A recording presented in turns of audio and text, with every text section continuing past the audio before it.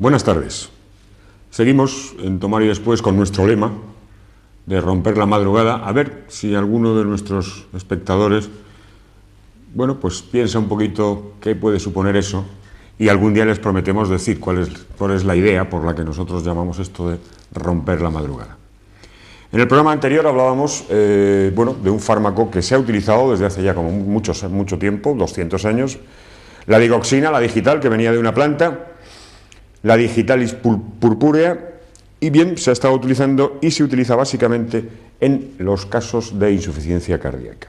Quedamos que la insuficiencia cardíaca era aquella situación patológica en la que el corazón era incapaz de mantener un volumen minuto adecuado a las necesidades tisulares de los tejidos del organismo en cada momento de la vida.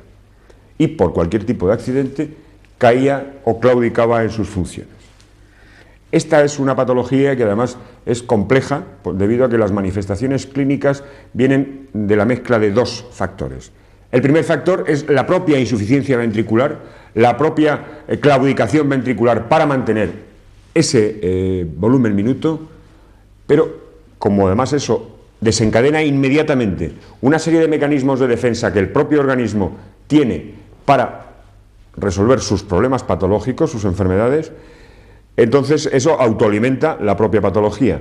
En cuanto administramos la digoxina, bien, se va recorrigiendo el accidente hemodinámico y esas manifestaciones clínicas van cambiando en el tiempo, con lo que toda la sintomatología es variable constantemente y a lo largo de un mismo día hace que el propio paciente al principio, e incluso ya en pacientes con años de tratamiento de este tipo de fármaco, de este tipo de droga, hay veces que no pueden, así como en otras patologías, el propio paciente reconoce los estados o los estadios de cada una de las fases de su patología, por ejemplo en el diabético, en el que tiene una relación directa entre la ingesta o la inyección de insulina y sus cifras de glucosa. En este caso, como depende del estado físico del paciente, de sus peculiaridades personales, de su constitución, incluso de la situación que en ese momento esté atravesando el paciente a nivel personal o a nivel familiar, supone terribles variaciones en ese sentido. Si además que esta droga, esta digoxina, está trabajando directamente, y ahora vamos a ver a qué niveles trabaja, directamente sobre el organismo, si además de que está trabajando, inmediatamente está resolviendo problemas o ajustando, tratando de acercar ese volumen minuto a la cifra óptima, a las necesidades tisulares de cada momento del organismo, eso mismo va corrigiendo los mismos mecanismos compensadores o los mecanismos que han desarrollado una sintomatología que nos ha hecho definir a ese paciente o etiquetarlo de paciente con insuficiencia cardíaca. Sin más, vamos a ver, hemos visto, bueno, teníamos aquí la fórmula de la digoxina. Es un fármaco, bueno, ya les digo que muy utilizado, actualmente ya está en cuestión, vamos a ver también por qué. Esta es la fórmula. Pero quedábamos que la función ventricular, básicamente, el mantenimiento del volumen minuto en el cuerpo humano, depende de cuatro factores básicos. Era la precarga, la contractilidad, la poscarga y la frecuencia, y esos cuatro factores son los que condicionan directamente el volumen minuto. De estos cuatro factores, los tres primeros, la precarga, contractilidad y poscarga, condicionan el volumen en cada latido del corazón, que es lo que conocemos en medicina como volumen de eyección. La precarga es la función que tiene el miocardio, el ventrículo y la aurícula de dilatarse para luego establecer lo que llamamos la diástole y hacer un llenado. Depende básicamente de cuatro factores. En primer lugar, de la volemia. La volemia es la cantidad de sangre que tenemos en el organismo. La volemia, básicamente en principio y en condiciones óptimas, en condiciones fisiológicas, en condiciones de salud, son 5 litros los que tenemos en nuestro organismo. Ante una agresión, un accidente, una hemorragia brusca de un vaso grande, inmediatamente esa volemia, perdemos sangre y digamos el contenido, que sería en este caso la sangre, el continente en este caso sería el ventrículo, sería el corazón. Si está bombeando en vacío, es claro que necesita luchar, ese músculo tiene que luchar contra algo, contra una resistencia, una de las resistencias contra las que debe de luchar, y que estimulan su precarga y su diástole, su dilatación, porque cuanto mejor haga su tiempo en diástole, mejor logrará, más efectiva será la sístole para bombear la sangre al resto del organismo. Si no tiene volemia, si no tiene la cantidad de sangre suficiente sobre la que tiene luego que pelear, ese es el primero de los factores que incide en la precarga. Otro de los factores estaría en cuanto al tono venoso. El tono venoso se mantiene, puesto que, claro, si tenemos que hacer la diástole y hemos quedado que tiene que llegar la sangre a través de la aurícula derecha a ventrículo derecho, las venas, no funcionan en ese sentido como las arterias. Las arterias tienen una fibra muscular lisa a nivel de la adventicia, de la pared arterial, que les hace, en primer lugar, a través de la misma vibración, a través de la misma sístole que produce el corazón, tienen un tono, esas arterias que mantienen permanentemente y hacen que todo el aporte vaya a todos los tejidos. En el caso del retorno venoso, las venas tienen lo que llamamos válvulas conniventes, que son unas válvulas que van en contra hacia arriba para que la sangre que las venas contienen suba, pero desde el tono muscular de los músculos que rodean a esas venas. Y ese tono es básico para que haya un aporte a la aurícula, ya que de otro modo, por ejemplo, en pacientes con dilatación hepática, con ascitis, con lo que se llama hipertensión a nivel hepático o hipertensión posalcohólica, eso produce un deterioro, un retraso en el retorno venoso y hace que volvamos al primer punto que hemos quedado, que es la volemia, la cantidad de sangre que hace, que estimula el que se llene el corazón. Otro de los factores es la distensibilidad ventricular, evidentemente. Si en ese ventrículo, por cualquier tipo de patología, una angina, bueno, las anginas quedábamos que no había habido muerte del miocardio, pero en un infarto sí ha habido muerte, y depende de qué parte de ese ventrículo puede no haber, porque la zona esa muerta es claro que no va a dilatarse. Entonces sí, esa distensibilidad, ya tenemos ahí otro factor de riesgo para que nuestro volumen minuto, que nuestro volumen de sangre que debe estar en nuestros tejidos para mantener un óptimo intercambio gaseoso y de nutrientes, no se mantenga. El otro factor, es claro, que es el paso. ¿Cómo contribuye la aurícula en el llenado ventricular? Puesto que la aurícula, si tenemos algún problema a nivel de válvulas, en este caso sería, por ejemplo, en la válvula o tricúspide o mitral, si hay algún tipo de soplo, si hay algún tipo de infección, aquello que hablaban antiguamente de las fiebres reumáticas, razón por la que ahora, cuando estaba de moda el quitar las amígdalas, y ahora no se quitan, puesto que en esos pacientes a los que se les había quitado las amígdalas, tenían un riesgo, un factor de riesgo de desarrollar infecciones a nivel miocárdico, puesto que ya la infección que eso producía un tipo concreto de estreptococo bajaba directamente y asentaba el miocardio y hacía que la inserción de las válvulas se acortara, con el problema que consiguiente a la hora de cerrarse no cerraban bien y se producían reflujos. Luego, estos 4 factores que condicionan la precarga son básicos.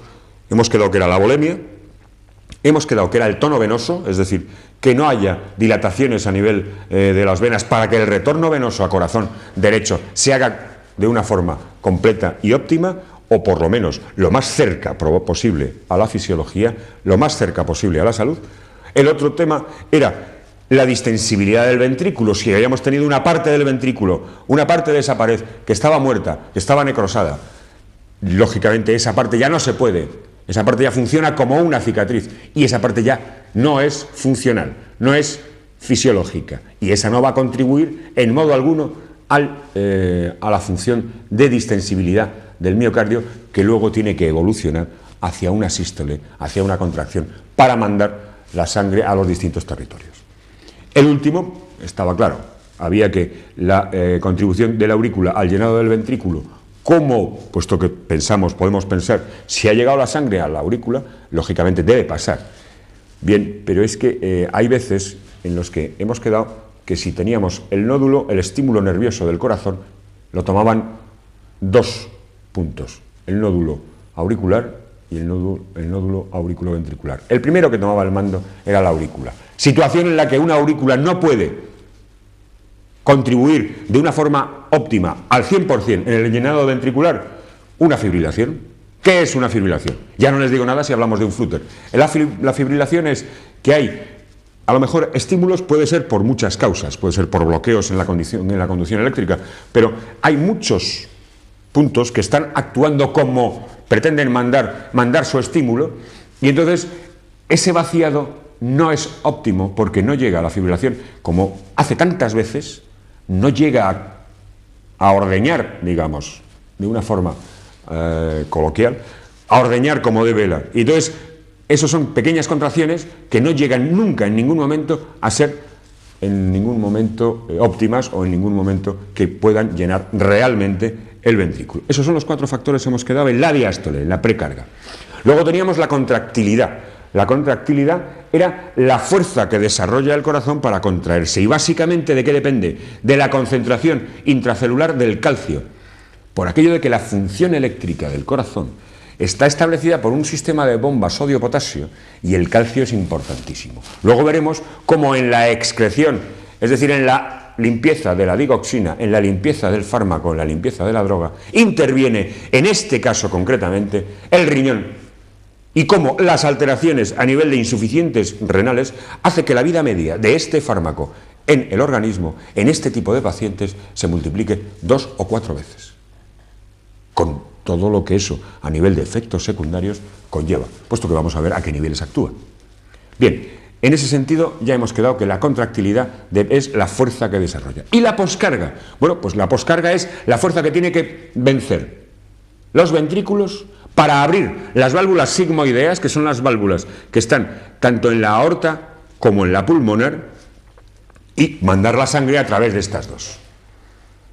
Hemos quedado, ustedes habrán oído, además hoy lo voy a comentar, habrán oído, porque se comentaba en la facultad, habrán oído que, bueno, normalmente es las arterias, es la sangre arterial, lo que, bueno, comúnmente hablamos como sangre limpia, sangre que ha pasado ya por el pulmón y es sangre oxigenada. Y son las venas las que llevan la sangre sucia. Cuando hablamos de dos arterias, en este caso la arteria pulmonar y la arteria aorta, las dos salen, la pulmonar sale del ventrículo derecho para mandar la sangre sucia al pulmón y que se limpie, y el ventrículo izquierdo manda a través de la aorta la sangre ya limpia para todo el territorio circulatorio. Es el único caso de todo el cuerpo humano donde hay una cosa que se llama, una arteria, que se llama arteria pulmonar, que es la única arteria que lleva la sangre sucia. Por otro lado, vemos que la contractilidad, hemos quedado que era la fuerza que tiene para contraerse el corazón, y depende de la concentración del calcio y depende del tono simpático, que ese es el que nos va a tener el tono, digamos, la tensión, la tensión necesaria, porque cuando vemos lo que es una tensión, que es cuando dicen la máxima y la mínima, y entonces siempre la mínima ha de ser la mitad de la máxima más 1, es decir, si usted tiene un 12,6 de tensión o un 12,7 de tensión, su tensión está compensada, lo que se llama compensar. Esa diferencia de presiones es básica, es necesaria, y en esa diferencia de presiones trabaja de una forma directa el tono, tanto simpático como vegetativo. Por otro lado, en la frecuencia cardíaca, es decir, el número de latidos que da el corazón en la unidad de tiempo, en un minuto, tiene una interrelación directa con el tono vegetativo. Pero en el corazón insuficiente, en el que hemos visto que, independientemente de que administremos ningún fármaco, independientemente que, como en este caso, administremos la digoxina, el cuerpo humano automáticamente establece unos mecanismos de defensa para tratar de acercarse, de ajustar el volumen minuto, que es lo que realmente debe hacer. Pues bien, en el caso cuando hemos caído en insuficiencia cardíaca, en principio en un corazón sano, la frecuencia cardíaca depende directamente o tiene una relación muy importante, independientemente del tono simpático, que el tono simpático trabaja a nivel periférico, a nivel arteriolar o venoso, pero tiene un componente vegetativo, puesto que es el que debe frenar, que no se vuelva loco el corazón y no se dispare. Pero en el caso del corazón insuficiente, en el caso del corazón enfermo, se establece un aumento en el tono simpático que hace que como mecanismo de defensa se produzca, se desarrolle una taquicardia inmediatamente compensadora para ajustar eso que tanto estamos hablando, el tono, el volumen minuto. Los digitálicos, vamos a ver la digoxina, es esta fórmula, que además, bueno, la verdad es que es bonita, ¿no? En el sentido de... Los digitálicos actúan de distintas formas, actúan sobre cuatro factores o cuatro cosas importantes. Primero, aumentan directamente la capacidad contráctil de la fibra miocárdica. Actúan, lógicamente, entonces, a nivel directo sobre el miocardio, sobre el músculo cardíaco y a nivel ventricular. Y actúan también modificando su actividad bioeléctrica. Actúan sobre la actividad eléctrica del corazón. También actúan directamente sobre la circulación periférica, donde producían un aumento del tono venoso y arteriolar. Las venas a nivel pequeño, las venas, hemos quedado que en uno de los factores, en la precarga, era el tono venoso. Bien, pues si lo tiene el contenido, la sangre y el continente están ajustados, ya es una de las formas para mantener el volumen minuto. Pero, además, también actúa manteniendo, trabaja directamente también sobre el sistema nervioso central.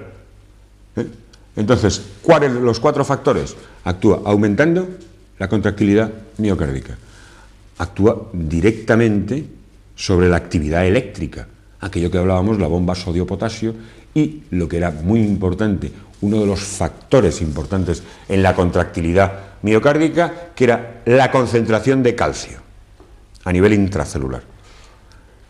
Dos factores hasta ahora. El otro factor era el tono venoso y arteriolar. Si el continente y el contenido están en su sitio, podremos mantener un buen aporte de sangre al corazón. Y por último, actuaba también a nivel del sistema nervioso central. Sin embargo, para valorar la acción, es decir, cuando nosotros recetamos a un paciente digoxina, las valoraciones que hemos de hacer de cómo le va al paciente esa droga o de cómo va evolucionando son especialmente difíciles o por lo menos escabrosas, en el sentido de que en cuanto nosotros administramos el fármaco, en cuanto nosotros administramos la digoxina, se está empezando directamente ya a corregir esos factores hemodinámicos que están alterando la función cardíaca. Y según se van corrigiendo esos factores, se van alterando los mecanismos hemodinámicos de compensación que el propio organismo, sin necesidad de ninguna droga, ha establecido para ajustar su volumen, para ajustar su volumen minuto y su función cardíaca. Ahora vamos a ver cuáles son dónde actúa, cómo actúa, a nivel de cuatro factores, y hemos dicho estos cuatro factores porque quizás son los más llamativos a nivel sintomático, y son los que hace que, bueno, son los parámetros, digamos, sobre los que el paciente y el médico se fijan o valoran la función de la digoxina en cuestión. Actúa a nivel de presión arterial, inmediatamente, ahora vamos a ver cómo. Actúa a nivel de riñón, tiene una acción diurética concreta.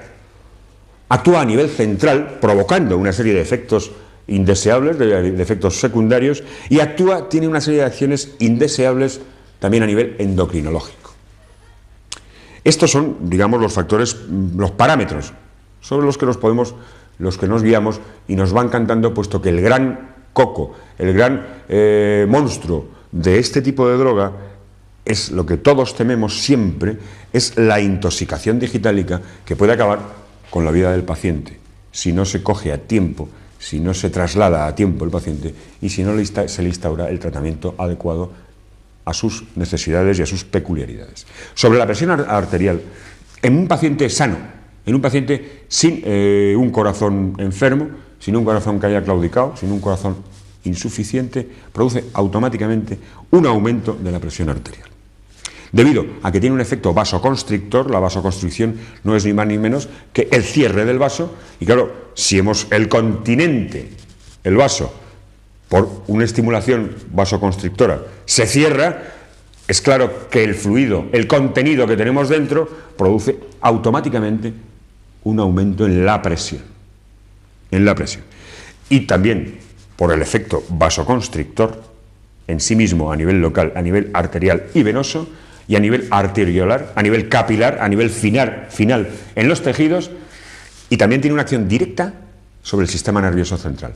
Entonces, al aumentar las órdenes a nivel del sistema nervioso central, entre los dos producen directamente un aumento de la presión arterial.